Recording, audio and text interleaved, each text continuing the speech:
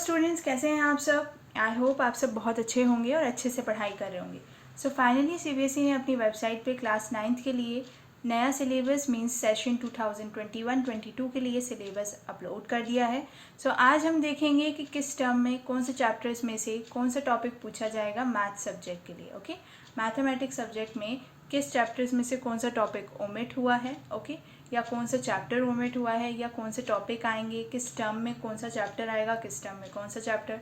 तो ये तो आपको पता होगा कि इस बार सीबीएसई आपके एग्ज़ाम 2 टर्म्स में लेगी, फर्स्ट टर्म और second term. Okay, first term होगा ऑब्जेक्टिव बेस्ड, सेकेंड टर्म होगा सब्जेक्टिव बेस्ड पे। सो अब हम देखते हैं कि फर्स्ट टर्म में क्या है। सो फर्स्ट टर्म ये आपको दिख रहा होगा स्क्रीन में कि फर्स्ट टर्म आपका जो फर्स्ट पेपर होगा, मतलब जो पेपर होंगे फर्स्ट टर्म के वो होंगे 90 मिनट्स के। ओके, आपका जो टाइम ड्यूरेशन रहेगा एग्ज़ाम का वो रहेगा 90 मिनट्स। ये यूनिट्स के अकॉर्डिंग मैंने यहाँ चैप्टर नंबर लिख दिए हैं जिससे आपको समझ में आ जाए कि कौन सी यूनिट में कौन सा नंबर ऑफ चैप्टर है। ठीक है, सो नंबर सिस्टम में चैप्टर 1, अलजेब्रा में 2nd and 4th, कोऑर्डिनेट में 3, ज्योमेट्री में 6, 7, 8, 10, 11, मेंसुरेशन में 12 and 13, स्टैटिस्टिक्स एंड प्रोबेबिलिटी में 14 and 15। तो आपको यहाँ पे मार्क्स का वेटेज दिख रहा होगा यूनिट्स के अकॉर्डिंग। ओके, 8, 5, 4, 13, 4, 6। ठीक है, ये जो हैं पूरी 6 यूनिट्स के मार्क्स के वेटेज हैं कि इतने नंबर ऑफ मार्क्स के अकॉर्डिंग आपके क्वेश्चंस आएंगे फर्स्ट टर्म में। मतलब आपकी फर्स्ट यूनिट का वेटेज है 8 मार्क्स का, सेकेंड का 5, ये पूरे जो हैं 6 यूनिट्स के वेटेज आपको नंबर मिल गए। टोटल मार्क्स होगा आपका पेपर कितने नंबर का होगा? 40 नंबर का। इंटरनल असेसमेंट के नंबर होंगे 10 एंड टोटल मार्क्स होंगे, यानी आपके फर्स्ट टर्म कितने नंबर का होगा वो होगा 50 मार्क्स का। ओके, उसमें से 40 मार्क्स का होगा आपका पेपर, 10 मार्क्स जो रहेंगे वो आपके इंटरनल असाइनमेंट्स जो रहते हैं या आपके प्रोजेक्ट्स वगैरह रहते हैं उससे रिलेटेड एग्ज़ाम मार्क्स रहेंगे। सो मैंने आपको बता दिया कि आपके 90 मिनट्स का पेपर होगा, इस यूनिट में ये नंबर ऑफ चैप्टर है। ठीक है, सो स्टूडेंट्स आप अब यहाँ पे अपनी कॉपी में फटाफट लिख दीजिए, बुक में या आपको कहीं भी जहाँ पे जो आप रोज़ देख सकें जिससे आपको याद रहे। सो फर्स्ट टर्म में आपको कौन से नंबर ऑफ चैप्टर आएंगे मैथ सब्जेक्ट में? 1, 4, 3, 6, 7, 12 एंड 14। ओके, ये नंबर ऑफ चैप्टर्स जो हैं ये आपको आएंगे फर्स्ट टर्म में। ठीक है, 1, 4, 3, 6, 7, 12 एंड 14। ठीक है, अब ये चैप्टर्स के अकॉर्डिंग हम देख लेते हैं कि कौन से चैप्टर में से कौन सा टॉपिक ओमिट हुआ है। तो फटाफट स्टूडेंट्स आप अपने हाथ में पेंसिल ले लीजिए और एनसीईआरटी की मैथ्स की बुक खोल के बैठ जाइए जिससे मैं आपको फटाफट मार्क करवा दूँ इंडेक्स में कि कौन सा टॉपिक ओमिट हुआ है। सो स्टूडेंट्स, ये आ गई हमारी एनसीईआरटी की बुक। अब सीबीएसई के सिलेबस के अकॉर्डिंग देख लेते हैं। तो सीबीएसई के सिलेबस के अकॉर्डिंग है first unit means number system, हमारे चैप्टर का नाम भी नंबर सिस्टम है। तो इस नंबर सिस्टम में सब कुछ है। ठीक है, पूरा होल सिलेबस है नंबर सिस्टम का, यहाँ पे कुछ भी ओमिट नहीं हुआ है। ठीक है, तो ये फुल सिलेबस है। ठीक है, फुल सिलेबस आएगा नंबर सिस्टम का। सो मैंने आपको पहले ही बता दिया कि फर्स्ट टर्म में कौन से नंबर ऑफ चैप्टर्स आएंगे? 1, 4, 3, 6, ठीक है, 7, 12 एंड 14। ओके, ये जितने नंबर ऑफ चैप्टर्स आपके फर्स्ट टर्म में आएंगे। ठीक है, इससे रिलेटेड आपसे क्वेश्चन पूछे जाएंगे। तो हमने फर्स्ट चैप्टर में देख लिया नंबर सिस्टम में कि कोई भी टॉपिक ओमिट नहीं हुआ है। आप सेकंड चैप्टर की तरफ चलते हैं। तो सेकंड चैप्टर कौन सा है? 4। ठीक है, या आप थर्ड नंबर चैप्टर ले लेते हैं। तो थर्ड नंबर चैप्टर है coordinate geometry. So coordinate geometry के सिलेबस में क्या है? कोऑर्डिनेट ज्योमेट्री के सिलेबस में कार्टेशियन प्लेन पढ़ना है हमें, coordinates of a point, names, terms associated with the coordinate plane, notations, plotting points in the plane. ठीक है, तो अब आपको यहाँ दिख रहा होगा कि ये सारे टॉपिक्स इस चैप्टर में हैं, मतलब ये चैप्टर भी हमें पूरा पढ़ना है। मतलब सीबीएसई ने यहाँ पे भी कुछ ओमिट नहीं किया है। ठीक है, तो आप यहाँ थर्ड चैप्टर को भी मार्क कर लीजिए कि आपको ये थर्ड चैप्टर पूरा पढ़ना है। अगर आप चाहें तो ये जो चैप्टर्स फर्स्ट टर्म के हैं तो इनके आगे आप लिख सकते हैं ऐसे करके फर्स्ट टर्म। ठीक है, जैसे ये चैप्टर नंबर 3 है तो ये भी हमारे फर्स्ट टर्म में आएगा। सो हम यहाँ लिख लेते हैं ये फर्स्ट टर्म। ओके, अब आता है 4th number chapter, linear equation in 2 variables. So linear equation in 2 variables में सीबीएसई ने क्या सिलेबस दिया है? सीबीएसई ने सिलेबस दिया है लीनियर इक्वेशन इन 2 वेरिएबल्स में recall of linear equations in 1 variable. ठीक है, introduction to the equations in 2 variables, focus on linear equation, ax + by + c, इस टाइप की जो क्वेश्चंस हैं, graph of linear equations in 2 variables, ये topics हमें पूरे कवर करने हैं। तब आपको दिख रहा होगा कि ये जो टॉपिक हैं जो सीबीएसई ने अपनी वेबसाइट पे अपलोड किए हैं लीनियर इक्वेशन 2 वेरिएबल्स के लिए, वो सारे टॉपिक्स आपके इस चैप्टर में हैं। मतलब आपको फिर से चैप्टर नंबर 4 भी पूरा पढ़ना है। ठीक है, तो ये पूरा आएगा आपके इसमें, क्योंकि इसमें से कुछ भी ओमिट नहीं हुआ है। ठीक है स्टूडेंट्स, अब आप फटाफट मार्क करते जाइएगा, क्योंकि मैं आपको इसलिए एनसीईआरटी में मार्क करके बता रही हूँ कि फर्स्ट चैप्टर में ये टॉपिक आएंगे। तो अभी तक तो कोई भी ऐसा टॉपिक मैंने मार्क नहीं करवाया है, बट आप ऐसा मार्क तो कर लीजिए कि फर्स्ट चैप्टर फर्स्ट टर्म में, थर्ड चैप्टर फर्स्ट टर्म में, and fourth chapter first term में। ठीक है, अब इसके आगे मैंने एक और चैप्टर कौन सा मार्क करवाया था, अब हो गया फर्स्ट, थर्ड एंड फोर्थ। अब हम चलते हैं सिक्स चैप्टर की तरफ। ठीक है, सिक्स चैप्टर हमारे एग्जाम में आएगा फर्स्ट टर्म के एग्जाम में। तो सिक्स चैप्टर है लाइन्स एंड एंगल्स। अब आप यहाँ देखिए, लाइन्स एंड एंगल्स सीबीएसई के सिलेबस के according, motivate if a ray stands on a line then sum of tangents. ठीक है, तो ये आपको मतलब यहाँ पे मुझे तो ऐसा लग रहा है इसे आपको पूरा ही करना है।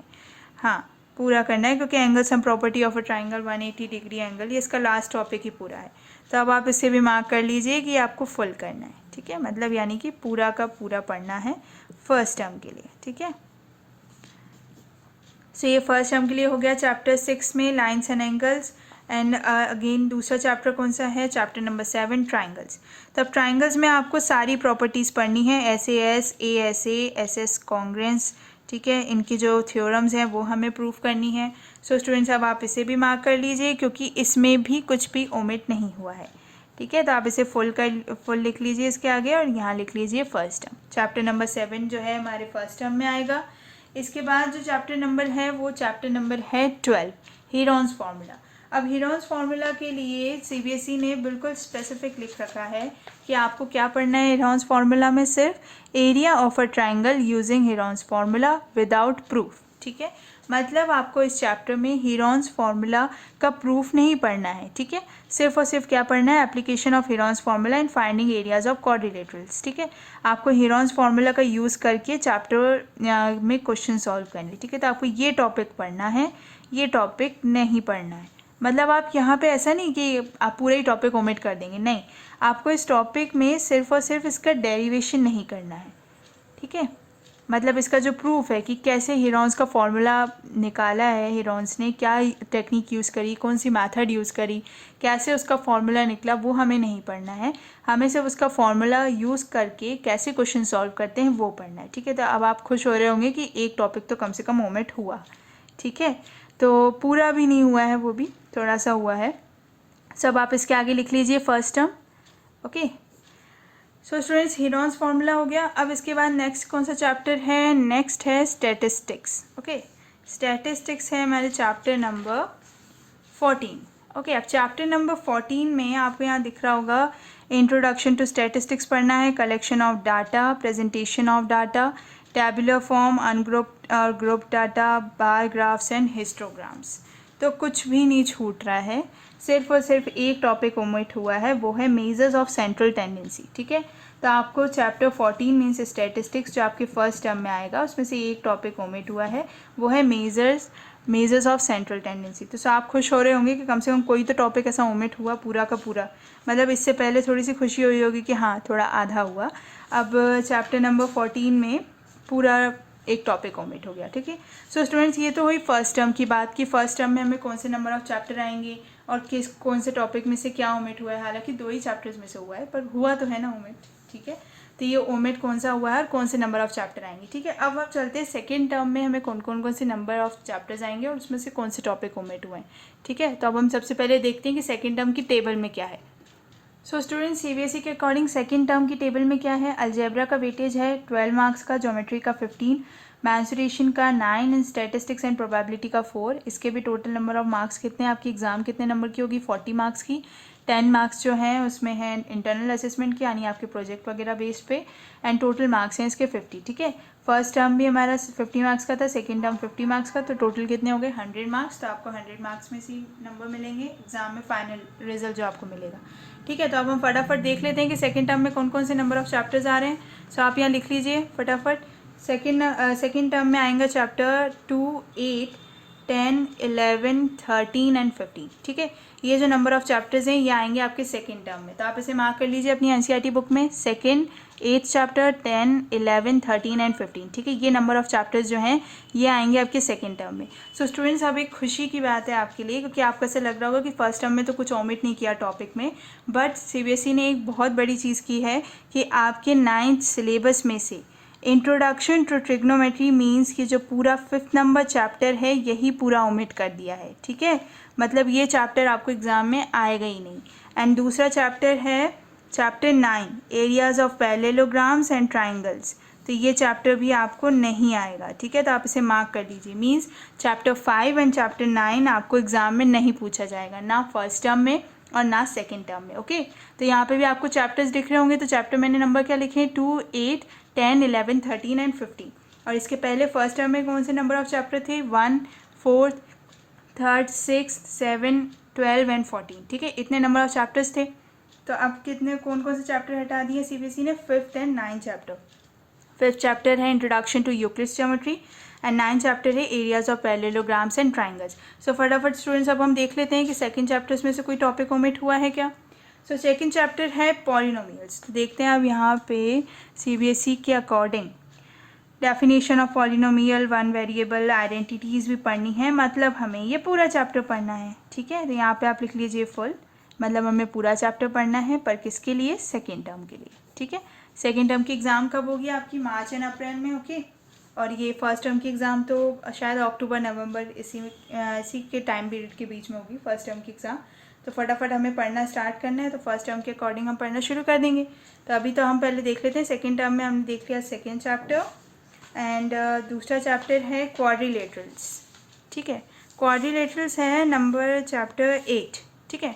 अब चैप्टर 8 में आपको दिख रहा होगा कि यहाँ पे आपको सारी थ्योरम्स पढ़नी है, डायगोनल डिवाइड्स, पैरेललोग्राम्स और ये सब थ्योरम्स। तो क्वाड्रिलेटरल्स का पूरा टॉपिक हमें पढ़ना है, ठीक है। तो यहाँ पे आप इसे फुल लिख लीजिए कि आपको ये पूरा पढ़ना है और ये आएगा सेकेंड टर्म में। बट एक चीज़ की तो खुशी होनी चाहिए आपको कि सीबीएसई ने 2 चैप्टर पूरे ओमिट कर दिए हैं। टॉपिक्स ही ओमिट नहीं करती है सीबीएसई, चैप्टर भी ओमिट करती है, ठीक है। तो अब आप थोड़ा सा खुश हो जाइए। फिर अब क्वाड्रिलेटरल्स के बाद हम आते हैं सर्कल्स पे। सो सर्कल्स में सारी थ्योरम्स हैं, हाँ सारी थ्योरम्स हमें पढ़नी है, कोई सी थ्योरम नहीं छूट रही, ठीक है। तो अब इसमें कोई दुखी होने की बात नहीं है, सर्कल्स भी हमें पूरा पढ़ना है। तो यहाँ पे आप इसे फुल लिख लीजिए और लिख लीजिए सेकेंड टर्म के लिए, ठीक है, ये सेकेंड टर्म के लिए। एंड सेकेंड अब चैप्टर है, अगला चैप्टर मतलब वो है constructions, chapter number 11। So chapter number 11 में क्या क्या है, construction of bisectors of line segments and angles of measure 60, 90, 45 etcetera and construction of base और वगैरह वगैरह, ठीक है। ये जो टॉपिक्स हैं, तो बेसिक कंस्ट्रक्शन आप पढ़ेंगे तो उसमें आपको 60, 90, 45 इस टाइप के एंगल्स बनाने को आ जाएंगे। और सम कंस्ट्रक्शन ऑफ ट्राइंगल्स तो आएगा ही सही, क्योंकि यहाँ पे आपको दिखा ही है, ये देखिए construction of a triangle given its base, sum difference of their 2 sides and 1 base angle, इस टाइप से क्वेश्चन आएंगे, ठीक है। मतलब ऐसे क्वेश्चन जिसमें आपको कंस्ट्रक्ट तो करना है ट्राइंगल में, बट उसका बेस गिवन होगा, सम एंड डिफरेंस निकालनी होगी 2 साइड्स में और 1 बेस एंगल, ठीक है। इस टाइप के क्वेश्चन आएंगे। तो मतलब आपको कंस्ट्रक्शन भी पूरा ही पढ़ना है। तो यहाँ पे आप फुल लिख लीजिए and again second term, okay, second term में आएगा आपके। अब आगे चलते हैं, आगे है सरफेस एरियाज एंड वॉल्यूम्स, ठीक है। सरफेस एरिया एंड वॉल्यूम में आपको पूरा चैप्टर है। वॉल्यूम्स ऑफ क्यूब एंड क्यूबाइड्स भी हमें पूरा पढ़ना है, ठीक है। आप यहाँ देख सकते हैं सीबीएसई के सिलेबस के according surface areas and volumes of cubes, cuboids, spheres and वो right circular cylinders and cones, ठीक है।